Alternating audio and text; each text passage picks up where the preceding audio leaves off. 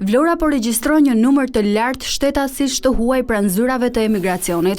Me afrimin e sezonit turistik vjetër e një rritje ndjeshme aplikimeve për leje qëndrimi, pasi shumë prej tyre synojnë të punojnë dhe jetojnë në Shqipëri. Të huaj nga vendet të ndryshme si India dhe Myanmari kanë zgjedhur të vendosen në Shqipëri kryesisht për të angazhuar në sektor të ndryshëm me fokus të veçantë turizmin. I'm from India. Jam nga India, punoj në dhërmi në fushën e turizmit, jam në kuzhinë, kam ardhur këtu prej vitit të kaluar. From India. Jam edhe unë nga India, punoj në turizëm, ndihmoj në kuzhinë. Pse e kam zgjedhur Shqipërinë? Më pëlqen në fakt këtu dhe kam mundësinë të punoj. Jo, nuk jam me familjen aktualisht. I'm working Himar.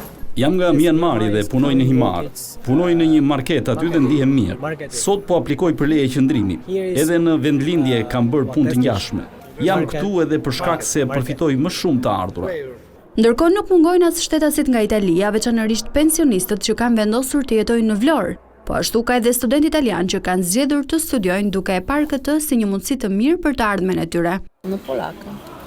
Unë jam polake, por jetoj prej 21 vitesh në Itali dhe tani kam ardhur këtu bashkë me shokun tim.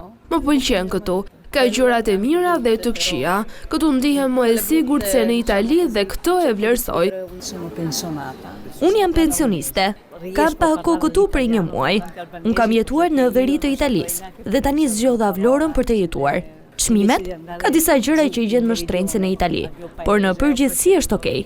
Këtu ke gjëra bio, që në Itali nuk mund t'i mendosh.